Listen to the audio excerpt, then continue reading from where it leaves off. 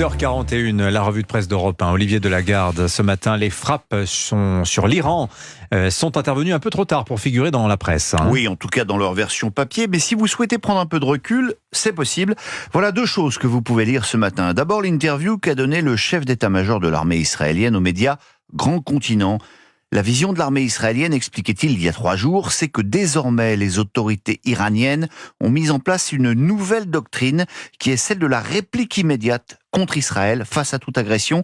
C'est donc un bras de fer qui semble désormais engagé entre les deux pays. Alors la deuxième chose à lire, c'est sur le site du Point, l'interview de Sima Shine, haute dirigeante du Mossad, les services secrets israéliens.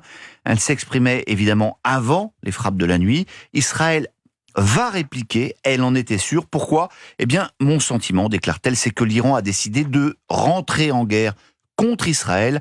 La grande question est de savoir si nous nous trouvons au début d'une guerre totale au Moyen-Orient, ajoute-t-elle. Je signale aussi la tribune de Rana Levi dans le Figaro ce matin, selon qui les frappes iraniennes en Israël le week-end dernier aideraient paradoxalement Israël à terminer la guerre à Gaza.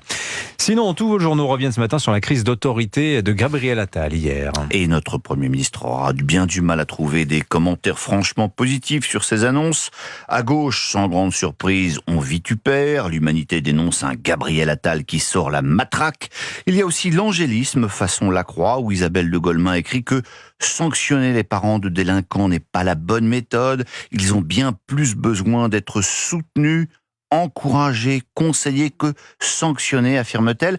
Plus sidérant, peut-être le Parisien, aujourd'hui en France, est allé interroger la secrétaire nationale du syndicat de la magistrature, bien connue depuis l'affaire du mur des cons.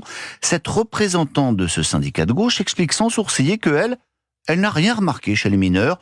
Je ne connais pas de chiffres qui étayent l'idée que les jeunes seraient de plus en plus violents, déclare-t-elle. L'objectif n'est pas d'envoyer un maximum de mineurs en prison, mais de les faire cheminer pour éviter la réitération, sans commentaire. Mais ce que vous lirez ailleurs est quand même bien différent. La mise en scène de Gabriel Attal ne trompe personne, écrit par exemple Yves Tréhard à la une du Figaro. Le Premier ministre bande les muscles car il n'a plus le choix à quelques semaines d'élections européennes qui s'annoncent catastrophiques.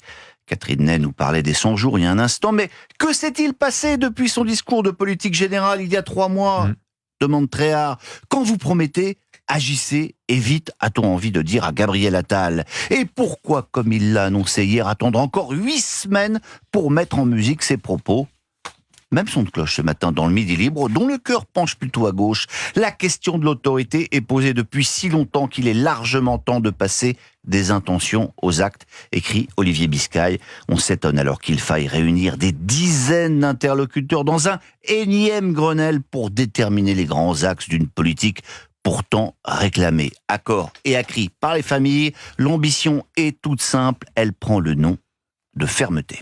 Dans les journaux ce matin également, Olivier Delagarde, 2 enquêtes qui vous ont beaucoup intéressé sur le vote des Français. La première dans la Croix nous indique que si les femmes votent un peu plus à gauche que les hommes, c'est de moins en moins vrai concernant le Rassemblement national.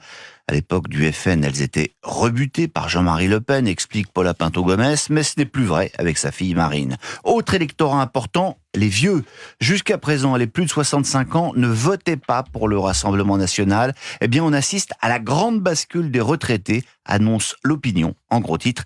Et c'est important parce que c'est l'électorat qui se mobilise le plus. Pendant ce temps-là, Marie Toussaint, elle, a fait rire les représentants du MEDEF. Lors d'un débat hier, raconte Sébastien Dumoulin des Échos, rire jaune quand la Verte a affirmé que les écologistes ne sont pas là pour emmerder le monde. Et pour comprendre pourquoi ça n'amuse pas les patrons, lisez la chronique au vitriol d'Éric Le Boucher sur les idéologues verts. C'est toujours dans les Échos. Ils ont commencé par le nucléaire, puis ils se sont attaqués à l'agriculture, à l'automobile, à la chimie, à l'aéronautique. Contraindre, limiter, interdire. Résultat, l'Europe a un coût de l'énergie paralysant, a mis ses agriculteurs en révolte, est envahi par les voitures chinoises. Il est bien le temps, 20 ans plus tard, de faire des sommets pour s'alarmer du gap de compétitivité. Non, finalement, la seule Europe qui met tout le monde d'accord ce matin, c'est l'Europe du foot, Dimitri, parce que Marseille aussi est en demi-finale de la petite Coupe d'Europe. Héroïque, titre La Provence, en énorme. Marseille est une fête pour l'équipe. Voilà, on avait fait des pains cuits pour le PSG. On peut bien faire quelques navettes marseillaises à jamais les premiers, comme ils disent. Ah oui, oui, vous insistez sur la petite Coupe d'Europe. C'est mesquin, Olivier Delagarde. Non, c'est très mesquin. Non, c'est l'Europa League. Non, c'est l'Europa League. Mais c'est pas la Ligue des Ah, Champions. oui, oui. Bon, Pas la Petite, Ligue des Champions.